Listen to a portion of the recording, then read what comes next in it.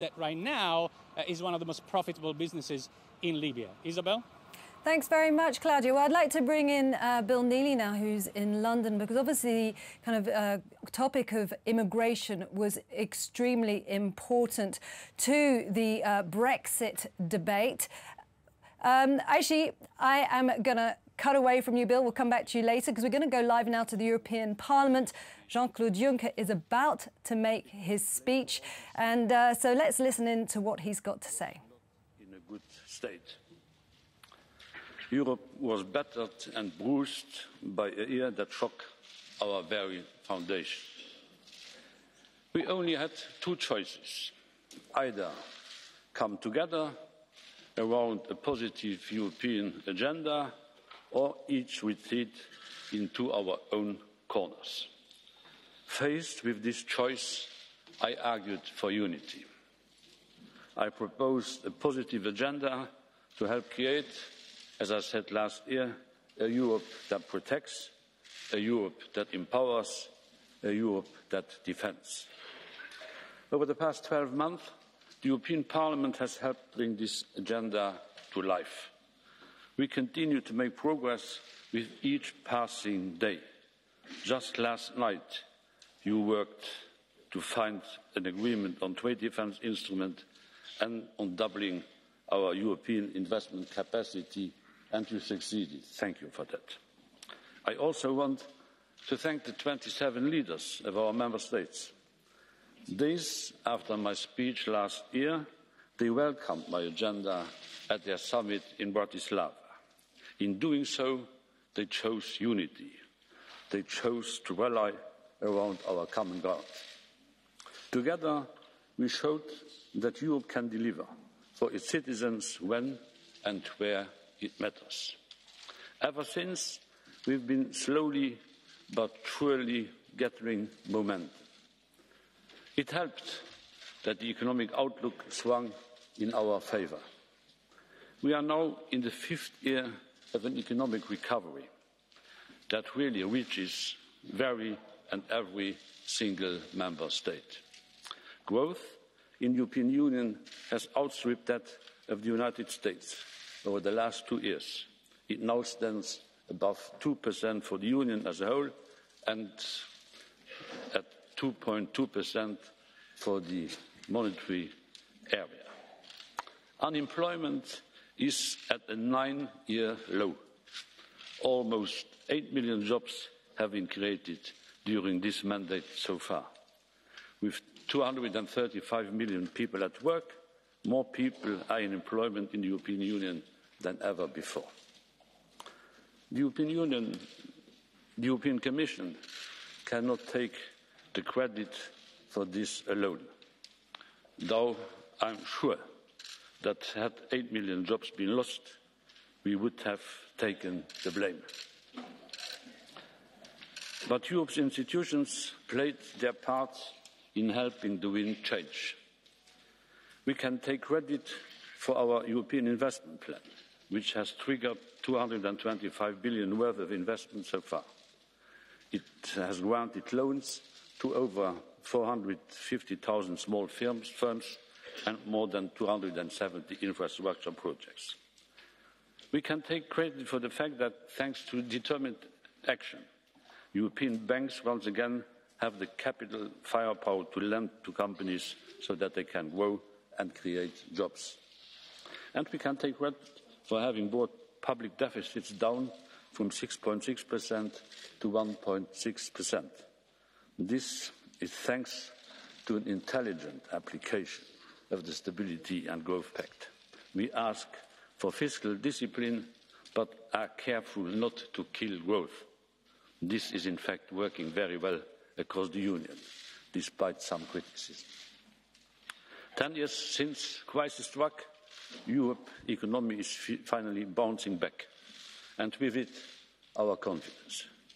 Our 27 leaders, the Parliament and the Commission are putting the Europe back in our Union, and together we are putting the Union back into our Union.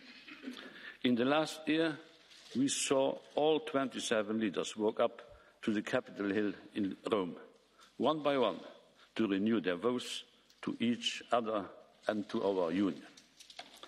All of this leads me to believe the wind is back in Europe's sails. We have now a window of opportunity, but it will not stay open forever. Let us make the most of the momentum, catch the wind in our sails. For this, we must do two things. First, we should stay the course set out last year. We have still 16 months in which real progress can be made by Parliament, Council and Commission. We must use this time to finish what we started in Bratislava and deliver on our own positive agenda. Secondly, we should chart the direction for the future.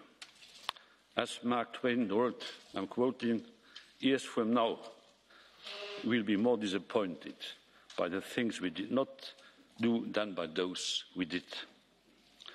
Now is the time to build a more united, a stronger, a more democratic Europe for 2025.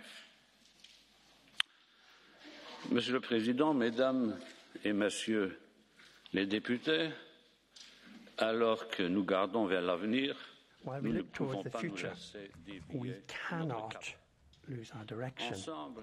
Together, we have set ourselves the objective of achieving an energy union, a security union, a capital markets union, a banking union, and a digital single market. Together, we've already travelled far on this road.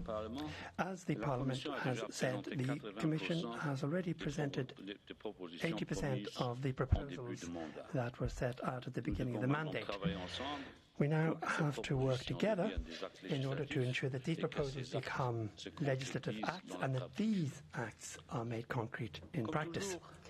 Now, as is ever the case, some concessions will have to be made. The proposal put forward by the Commission to reform our common asylum system or to set up new solid rules on the posting of workers are, of course, and I know this, controversial issues. We will get good results if everyone builds their part of the bridge so that we can meet.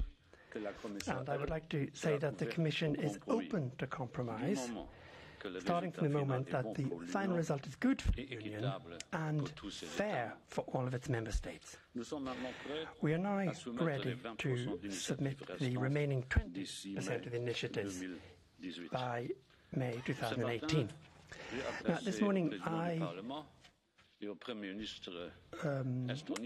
spoke to the President of the European Parliament, Iona Tajani, and the Prime Minister Jüri Ratas of Estonia, and I sent a letter of intention which sets out the priorities for the upcoming year.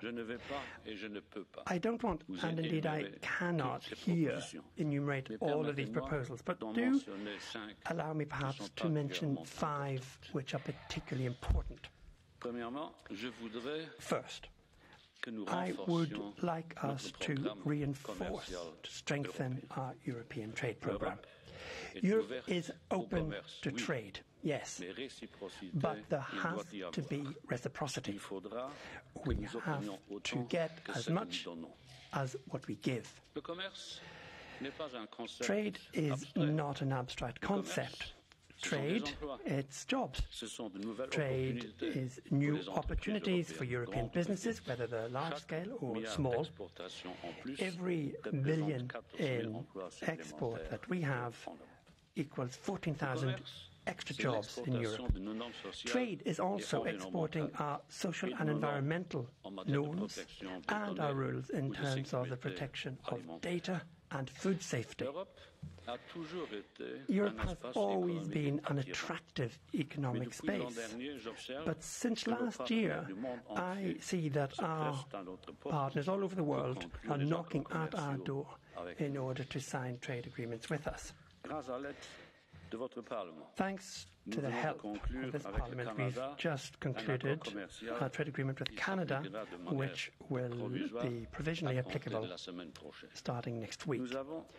We found a political agreement with Japan on a new future economic partnership, and by the end of this year, we have a very good chance to achieve the same with Mexico and the countries of South America. Today, we're suggesting that we open trade negotiations with Australia and with New Zealand. I would like all of these agreements to be finalised by the end of our mandate, and I am absolutely committed to them being negotiated in the greatest transparency. This opening to exchanges has to go hand in hand with increased transparency for our decision-making processes. The European Parliament will have the last word on all of these trade agreements. Therefore, its members, just like national and regional parliaments, have to be kept absolutely up to speed and informed starting from the very first day of negotiation, and the Commission will oversee this. From now on, the Commission will publish all of the draft negotiation mandates, which it will present to the Council. The citizen has the right to know what the Commission is putting forward. We have finished with the lack of transparency. We're going to finish with rumours and ideas of intention that the complaints that the Commission very often is being the subject of.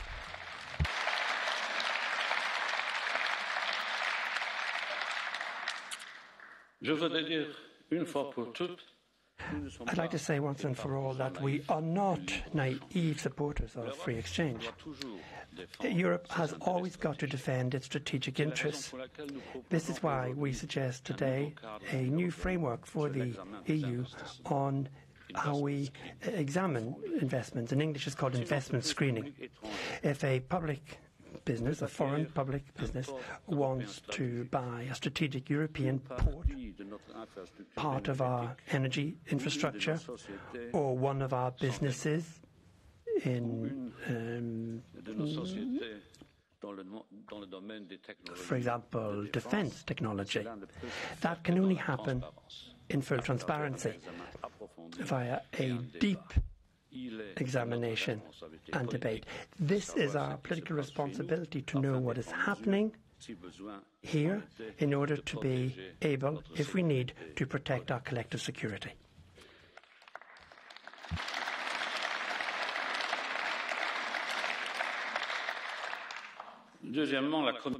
Secondly, the Commission wants to make our industry stronger and more competitive.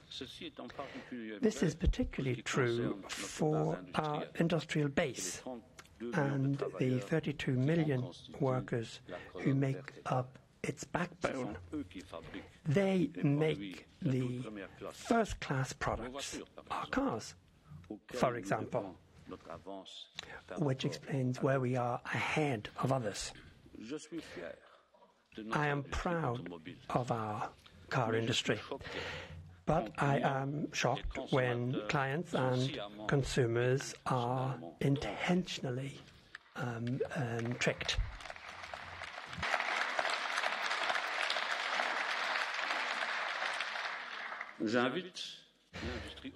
I therefore invite the automobile industry to make proper amends for that and to correct what they're doing, rather than trying to trick and to lead people into error. The car constructors ought to invest in clean cars, which are those of the future. Ladies and gentlemen, we are going to present today a new industrial strategy for Europe, which will allow our industry to remain and become the very first in the area of innovation, digitalisation and decarbonisation. Thirdly, I want Europe to be in the vanguard of the fight against climate change. Last year, we set global climate norms with the ratification of the Paris Agreement, indeed in this very assembly. Confronted by the reduction of the ambitions which the United States has shown, Europe is going to work to ensure that the planet remains great and it remains the indivisible homeland of all humanity. The Commission will shortly present a proposal to reduce carbon in the transport sector. Fourthly, I want us to protect better Europeans in the digital area. During the past 3 years, we have made progress in the securitization of the Internet. There have been new rules put forward by the Commission which will protect our intellectual property, our cultural diversity, and our private personal data. We have strengthened the struggle against terrorist propaganda and online radicalization. But Europe remains poorly equipped, confronted by cyber attacks. Cyber attacks are sometimes more dangerous for the stability of democracy and economies than guns and tanks.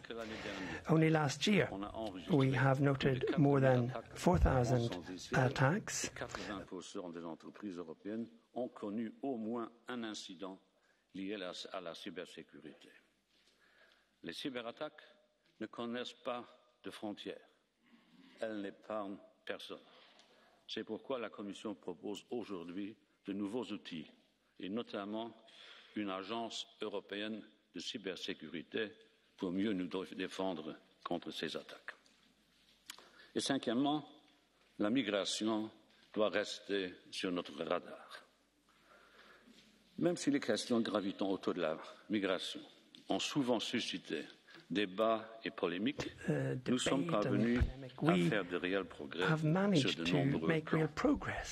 Aujourd'hui, nous protégeons nos frontières extérieures de façon plus efficace.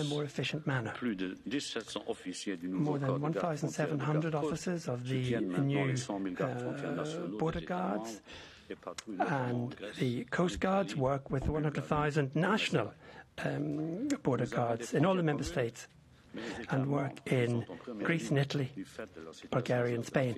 We have common borders with the states who are not in the very front line of the geographic situation. They must not be left alone for their protection. We have to have common frontiers and common protection. We have managed to slow down the flows of irregular migrants, which is the source of great worry in many countries. We have reduced the number of irregular arrivals by 97% in the Eastern Mediterranean, thanks to the agreement that we drew up with Turkey. And this summer, we managed to better control the Central Mediterranean routes. The arrivals have gone down by 81% in August compared to the same month last year. In this way, we have considerably reduced the number of human lives lost in the Mediterranean. I can't talk about migration without making a heartfelt homage to Italy for its perseverance and its generosity.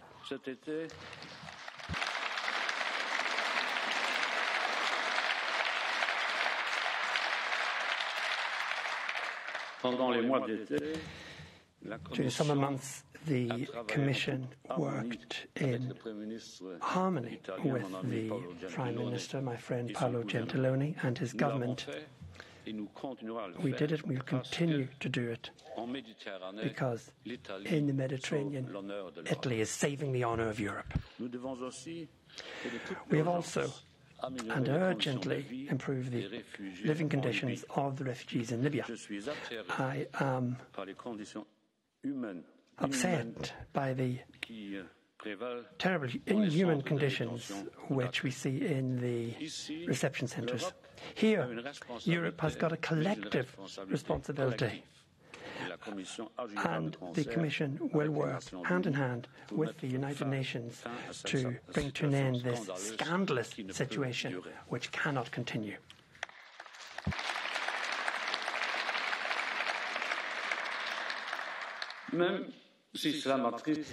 Even if it saddens me that not all of our member states show the same degree of solidarity. Europe as a whole has continued to show solidarity. Only last year, our member states gave asylum to over 720,000 refugees, or have foreseen how they would be replaced. This is 3 times more than Australia, Canada and the United States together. Europe, contrary to what is often said, is not a fortress and must never become one. Europe is and will remain the continent of solidarity, where people have to be able to find asylum if people are being pursued for unacceptable reasons.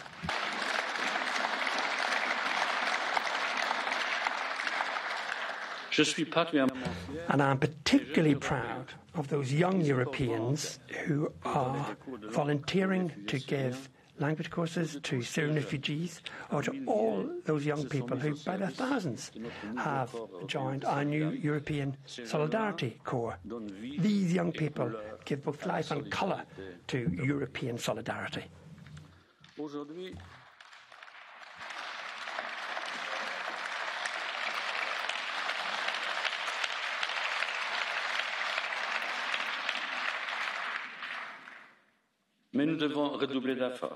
But today we've got to double our efforts.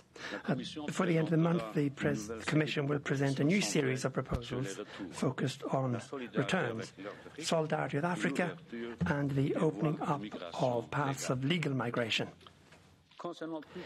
In particular, when it comes to the issue of returns, I want to repeat this. Those who have no right to stay in Europe have got to go back to their country of origin. Only 36% of migrants in irregular situation are sent back.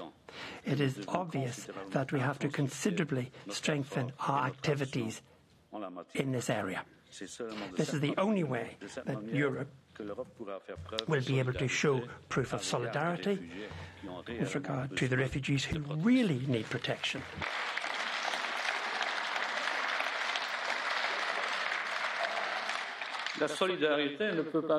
Solidarity cannot be an exclusively intra-European issue. It's also about putting in place greater solidarity with Africa.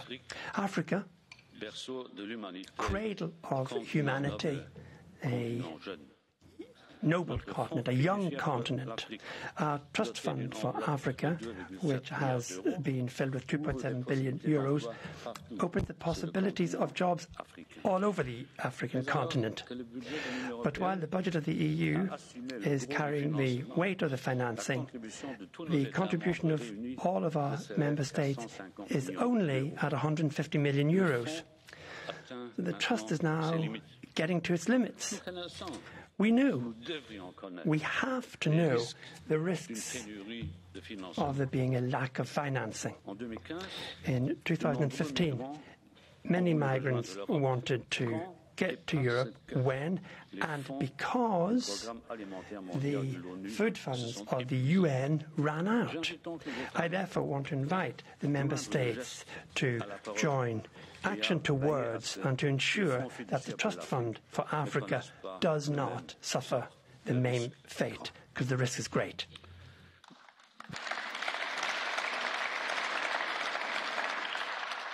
We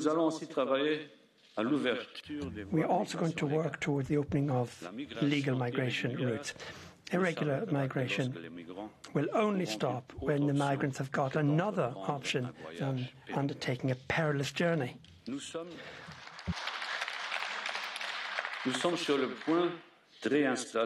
on the point of setting up 22,000 refugees coming from Turkey, Jordan and Lebanon, and I am actually supporting also the High Commissioner of the United Nations for the reinstallation of 40,000 other refugees from Libya and neighbouring countries. For the rest, Europe is a continent which is getting older, and this is another reason for having a legal migration system, which is an absolute necessity. This is why the Commission has put forward proposals to facilitate access for migrants to the European Blue Card, and I want to thank the support of the Parliament for this proposal. Mr. President, ladies and gentlemen, honourable members, I have just listed a small number of initiatives that we want to complete by the end of next year. And we have to do that. But even that is not enough if we're to win the hearts and minds of the people of Europe. The time has come to set the course for the future. In March, the Commission published its white paper on the future of Europe with 5 different scenarios, setting out how Europe might look in 2025. These scenarios were debated, sometimes superficially, sometimes in depth. They were analysed, and sometimes they were torn apart. And that is the way things should be, because that's what they were for. We have to set in train a process which will allow the people of Europe themselves to determine their future. The future of Europe is not something that can be dictated from above. Any such decision must be based on a broad consensus in the wake of democratic debate. This House has made an active contribution to this debate, and I'd like to thank all of the rapporteurs concerned. I'd also like to thank those members who've taken part in the more than 2,000 public stakeholder consultations which the Commission has organised around Europe since March.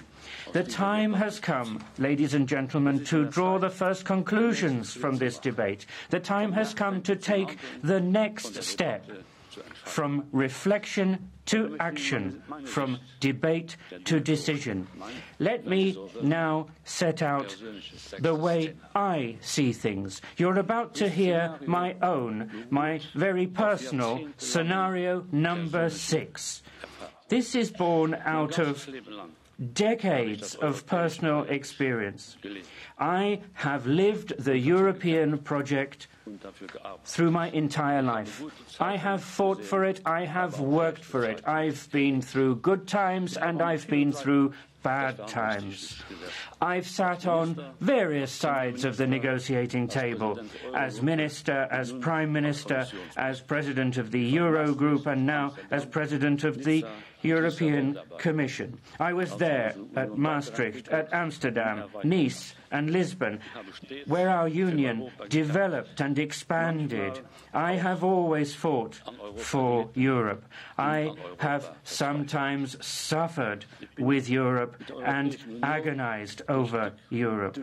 I have been through thick and thin with the European Union. And never have I lost my love for the European Union. As we all know, there is no love without disappointment, or very rarely. Love for Europe, I mean what I say, because the European Union has achieved so much in this divided world. Inward and outward peace, prosperity, not for all but still for many. In 2018, we should consider what it means to have a European Year of Cultural Heritage and celebrate our cultural diversity. Europe is a Europe of values and a safe place for us to be. Europe is more than the single market, than money, than the euro. It's all about values.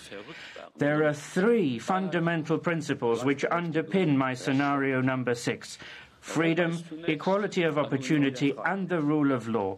First and foremost, Europe is a union of freedom. And by that I mean freedom from oppression and dictatorship. Those are phenomena that our continent, especially its central and eastern parts, have known all too well. And I mean the freedom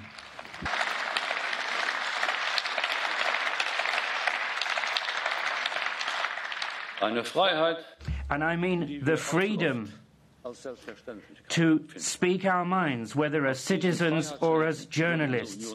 This is not to be taken for granted, and yet it is these values of freedom upon which our union is built. Freedom is not something handed down to us. We have to fight for it in Europe and in the world. Europe must be a union of equality and equality of opportunity. That means equality between its members, be they big, be they small, be they in the east, the west, the north or the south. Europe stretches from Vigo to Varna, from Spain to Bulgaria. Europe needs to breathe with both its lungs, the eastern lung and the western lung. Otherwise, our continent will suffocate. In a union of equality, there cannot be second-class citizens. It is unacceptable that in 2017, children are dying in Europe from diseases which should have been eradicated long ago. Children in Romania and children in Italy should have the same access to measles vaccines like children in other European countries, with no ifs and no buts. And that is why we are working together with all of the member states to support their national vaccination programs. There must not be avoidable deaths in our Europe.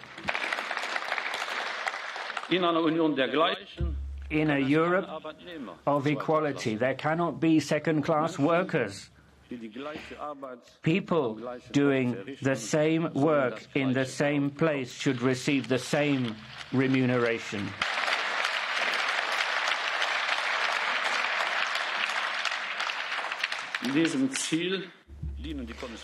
That is what is behind the Commission's proposals on the posting of workers. We need to make sure that all EU rules on worker mobility are implemented fairly, simply and effectively. And for that, we need a new European supervisory and implementation authority. It is absurd for us to have a banking supervisory authority making sure that banking standards are respected when we don't have a common labour market authority which makes sure that the single market is built on fairness. We are going to set up such an authority. In a union of equality, there can be no second-class consumers. I, for one, cannot accept that people, especially in Central and Eastern Europe, are buying poorer quality products which have the same packaging and the same label as those sold in other countries. A Slovak deserves to have as much fish in fish fingers as anyone else. A Hungarian should have as much meat in meat dishes as anyone else, and Czechs should have as much cocoa in their chocolate as anyone else. These practices are already forbidden by EU law, and we have to make sure that that EU law is enforced, and we need to ensure the national authorities have the wherewithal to root out these practices. In Europe, law has muscle. It's not muscle that lays down the law. And that means that in Europe, the law is safeguarded by an independent judiciary. Being part of a union which is built on the rule of law means respecting court judgments.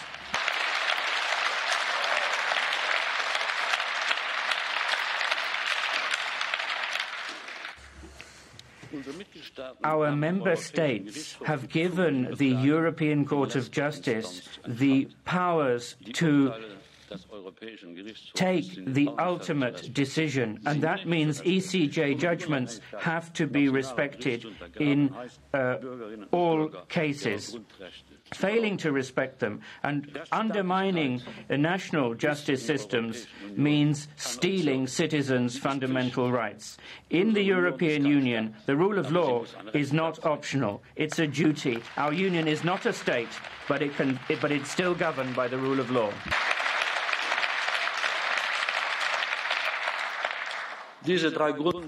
These three principles, freedom, equality of opportunity and rule of law, have to remain the foundation of our ever stronger and ever more united and more democratic union. For the people of Europe, what they're looking for is not new treaties, new institutions. They're a means to an end. New institutions, new treaties are perhaps of interest to us here in Strasbourg or in Brussels. Elsewhere, people don't care two hoots. I'm only interested in institutional reform if it gives us a more efficient union. One day there will be treaty change, but to busy ourselves with that now means first and foremost that we have to understand that democracy is based on compromise, not winners and losers. If we have the right compromises, everyone is a winner. In the European Union, compromises are neither bad nor ugly. Compromises are an art, a way of bridging differences and finding our way to one another. People who struggle with compromises struggle with democracy and struggle with Europe. Ihre Einheit zu stärken, if we are to have a stronger European Union, it needs to be more inclusive too. If we want to bolster our external borders, and rightly so, then it is high time to bring Romania and Bulgaria into the Schengen area.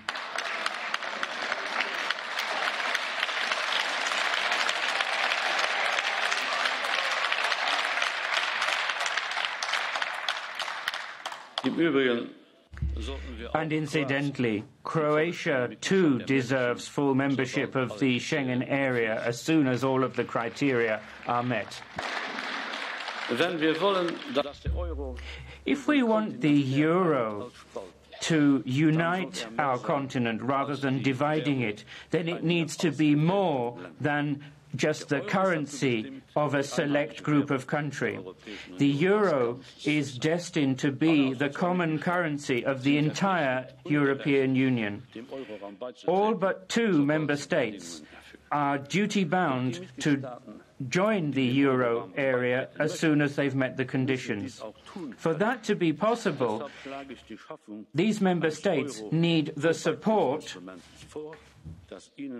of a euro accession instrument, which I propose here today, which will offer pre-accession assistance in technical and financial form. If we want the continent's banks to operate by the same rules and under the same supervision, then we should encourage all member states to accede to the banking union. That means we must reduce the remaining risks in the banking systems of certain member states. The banking union will only work if risk reduction and risk mitigation goes hand in hand. For us to be able to ensure that that is the case, a certain number of preconditions have to be in place, as proposed by the Commission in November 2015. We can only have a common deposit guarantee scheme when all of the member states have done their homework. If we want to see an end to social fragmentation and social dumping in Europe, the member states, as soon as possible, and at the latest by the Gothenburg summit in November, should agree on the European Pillar of Social Rights. National social security systems are going to continue to have their differences and will continue to be separate, but we should still at least agree on a European Union of social standards to ensure that we have a consensus about what is socially fair and what isn't socially fair on our single market. Ich bleibe davon überzeugt, damit Europa gelingt, a successful Europe must not give workers the cold shoulder.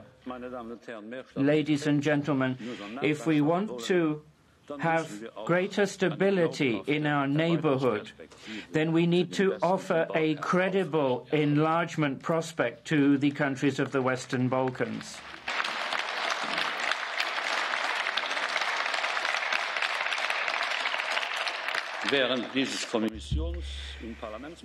During the term of office of this Commission and this Parliament, there will be no new accessions because the conditions for accession will not have been met.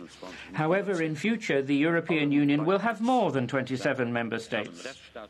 In the case of all accession countries, the rule of law, justice and fundamental values have top priority in the negotiations. And that rules out EU membership for Turkey in the foreseeable future.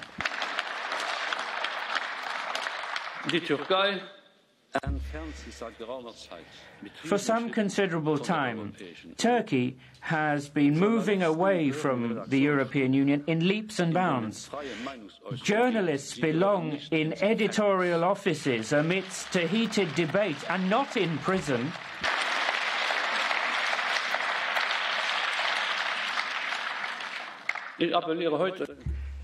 I appeal today to the powers that be in Turkey. Let our journalists go, and not just our journalists. Stop calling our member states and our heads of state and government fascists and Nazis.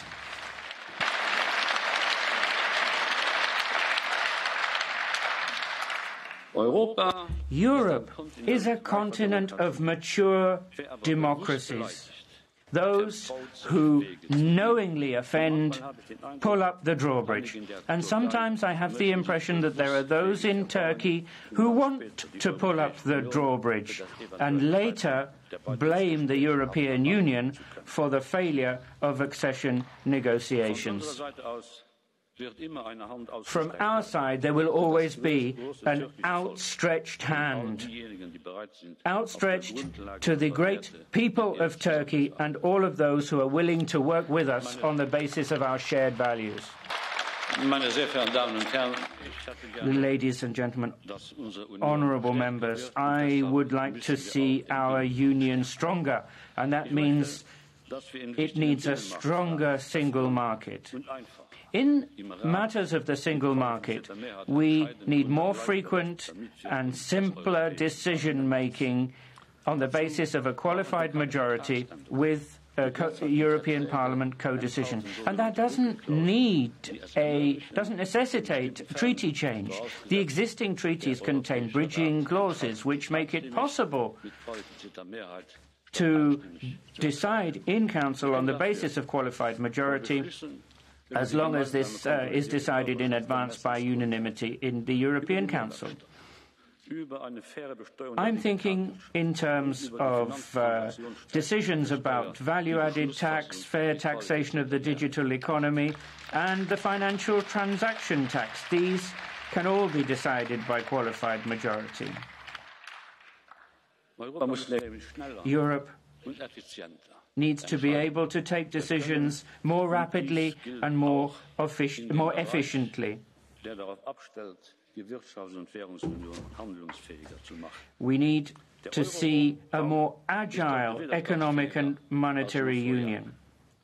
The euro area is more resistant to shocks than it was a few years ago.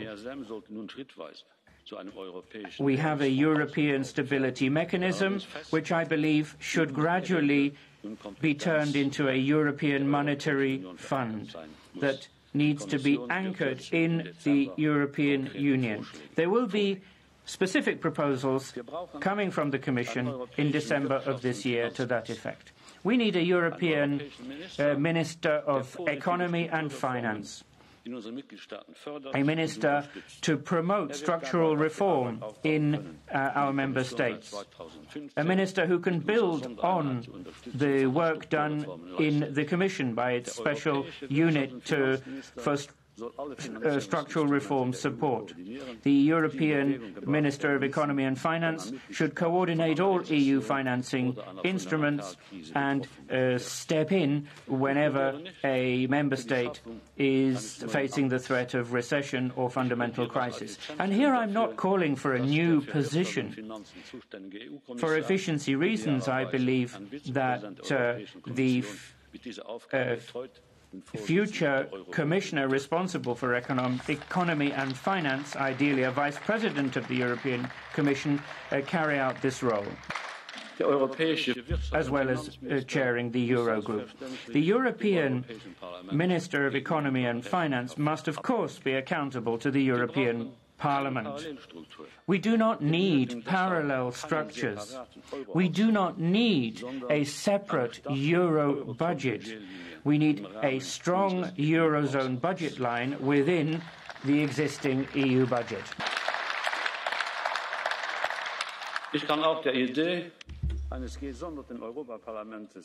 Nor do I see great merit in the idea of a separate Euro Parliament. The Parliament of the Euro area is this one, the European Parliament.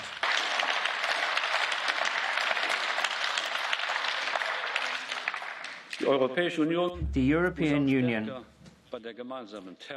also needs to be stronger in how it fights terrorism. In the last 3 years, a great deal has already been done. But we're still not reacting quickly enough in the case of cross-border terror threats. I therefore plead for the setting up of a European investigating body that would make sure that data on terrorists and foreign fighters are automatically exchanged between our intelligence and police services.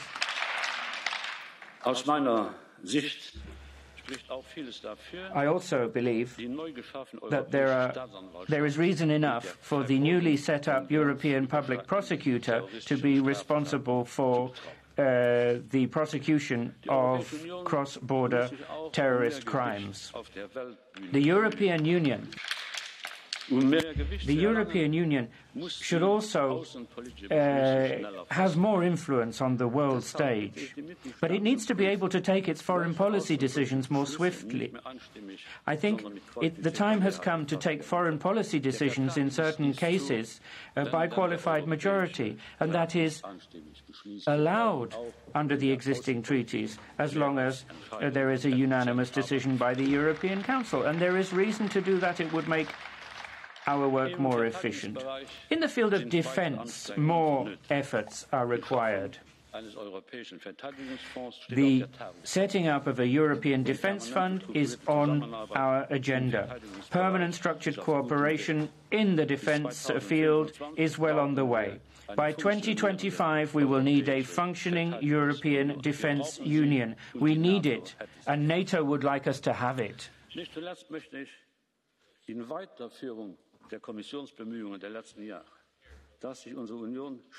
The Union should continue to do what the Commission has sought to do lately, i.e. to concentrate on the important things. We shouldn't annoy the people of Europe with nitpicking and nitty-gritty. We need to act on the big things and keep away from the small things which can be dealt with by the member states. This Commission has tried to play a great role in the big things and to take a back seat on the small things. Each year it's put forward fewer than 25 new initiatives. Remember, the previous Commission was putting out more than 100.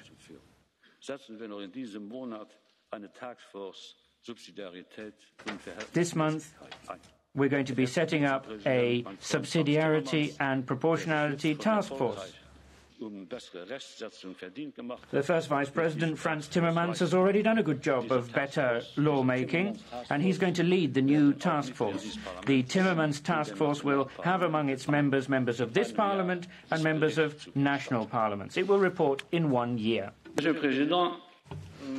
President, ladies and gentlemen, our union now needs to effect a democratic leap.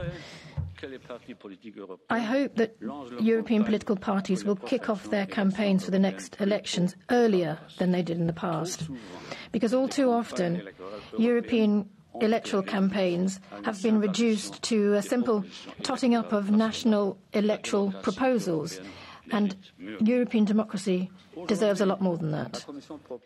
Today, the Commission is setting out new rules on the funding of parties and political foundations. It's not a question of boosting the treasuries of the extremists that are against Europe. It's a question of allowing European parties to better structure themselves.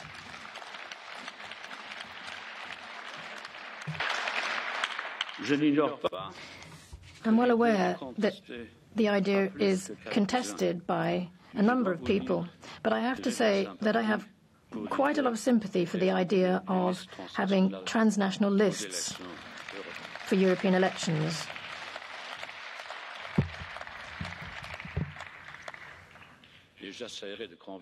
And I will try and convince the leader of my parliamentary group to try and follow this idea, because it will lead to more clarity and more democracy for our elections.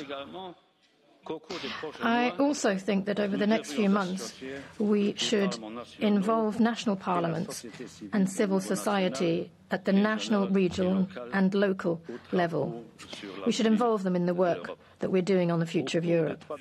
Over the last 3 years, members of the Commission have visited national parliaments more than 650 times. They participated in more than 300 meetings, talking to citizens in more than 80 cities in 27 member states. And that's why I support President Macron's idea of organising democratic conventions throughout Europe in 2018. As the debate develops, I will be attaching a great deal of importance personally to Estonia, Latvia, Lithuania and Romania in 2018, because 2018 is the year where these 4 countries will be celebrating their 100th birthday.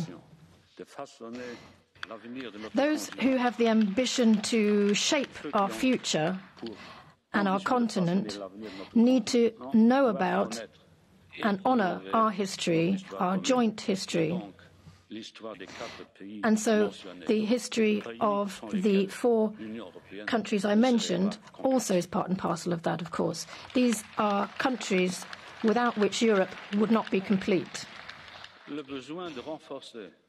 This need to reinforce democracy and transparency obviously also has implications for the European Commission.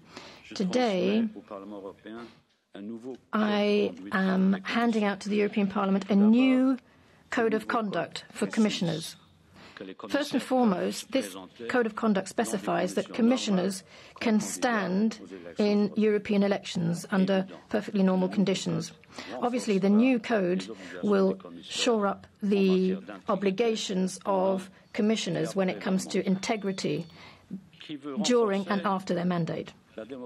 Whoever wants to boost European democracy could never accept that the major democratic progress inherent in the heads of list system, the Spitzenkandidaten system, would never go along with that not being renewed, because it was an innovation and led to more democracy. And I'm convinced, but myself, by the way, will not be a candidate, but I'm convinced that the future president will make the most of this experience. You can stand if you like, but you won't be elected. More democracy, that's what we need. And that means more efficiency, of course. European efficiency would be very much at an advantage if we were to merge together the presidencies of the European Commission and the European Council. That would lead to a massive boost in efficiency. This proposal does not target in any way my excellent friend Donald Tusk, who I have been working with very harmoniously for over the last 3 years, right from the start of our mandate. It is not this proposal is not aimed at myself and it's not aimed at Donald, but all it does is ensure that the European landscape would be clearer and more understandable if the European ship was steered by one and the same captain at the helm. So if we just had a single president, it would better reflect the true nature of our European Union, which is a union of states and a union of citizens.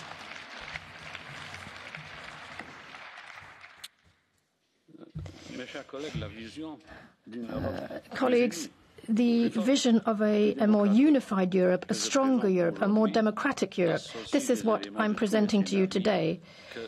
And it involves all the different scenarios that I set out last March. But our future cannot remain a mere scenario, some kind of draft, one idea among many others. It's today that we have to start preparing our union of tomorrow. This morning, I sent President Tajani, President Tusk, and also to the future presidencies in Council of the Council from now until March 2019, I sent them a roadmap setting out the direction that we need to follow. And one important element in this is the budget that the Commission will be presenting in May 2018. There too, we have a choice to make here. Either we ensure that the European Union's ambitions are given a budget commensurate to those ambitions, and that is something that I'm very much in favour of. We shouldn't be making any cuts.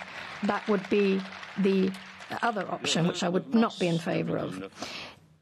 March 29th, 2019, that will be the date where the United Kingdom will leave the European Union. This will be a very sad and tragic moment in our history. We will always regret this, and I think that you will regret it as well soon, if I might say.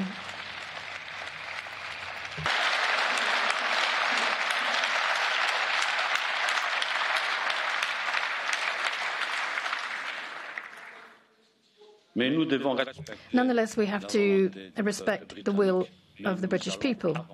But we are going to make progress. We will keep moving. We will move on, because Brexit isn't everything. It's not the future of Europe. It's not the be-all and end-all.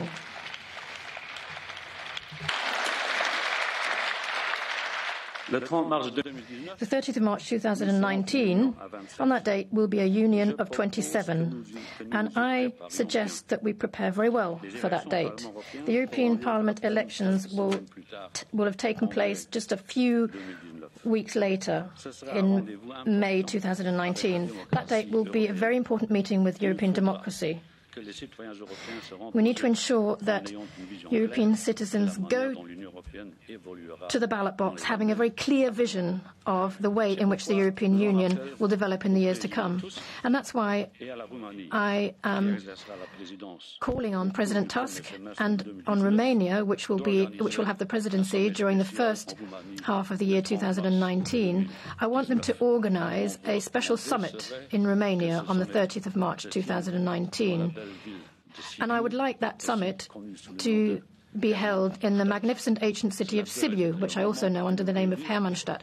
That would be the right moment to take very important decisions, essential decisions, in fact, to shape Europe, a more united Europe, a stronger and more democratic Europe.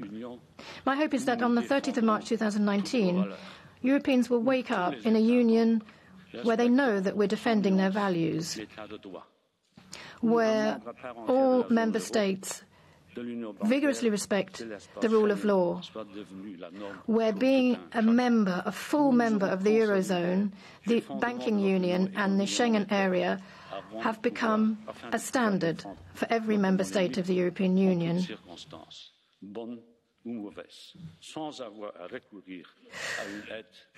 We need to ensure that we defend our single currency in all circumstances, good and bad, without having recourse to external aid. Our single market needs to be fairer for workers in the East and the West, and I hope that they will wake up in a world like that.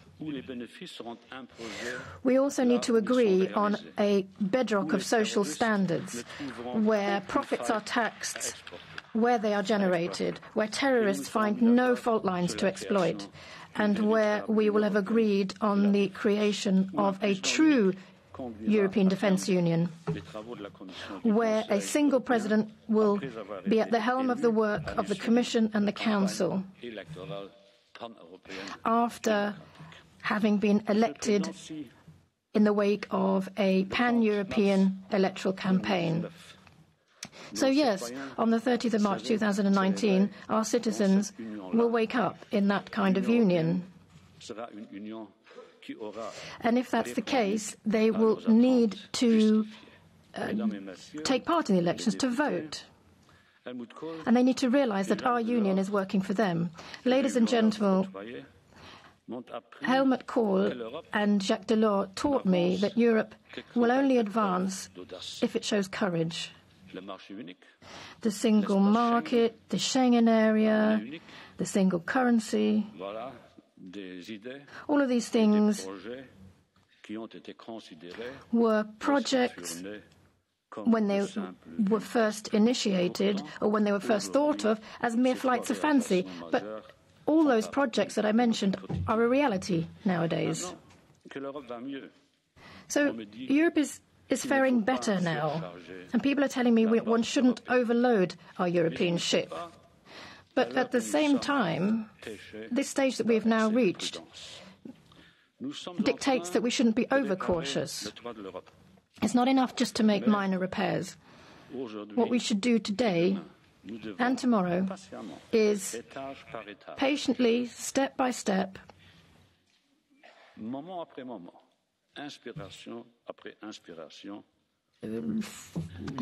from one inspiration to the next, moving onwards, and complete not just the roof of our European house, but proceed in building and completing all of the floors of that house. We need to finish the job as a whole. Now that the sun is shining, this is when we need to do it. Because when the next storm brews, and it certainly will, it will be too late. So let's raise anchor, let's get going, let's set sail, let's get going, and let's catch the wind in our sails. Thank you very much.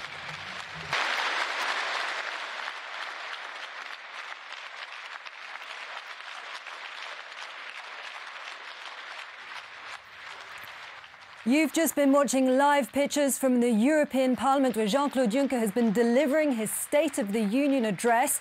He's spoken for about an hour and he touched on a lot of topics there, from trade, a fast-track trade system, to a new investment screening programme, migration, saying Europe is not a fortress, climate change, and a sixth model for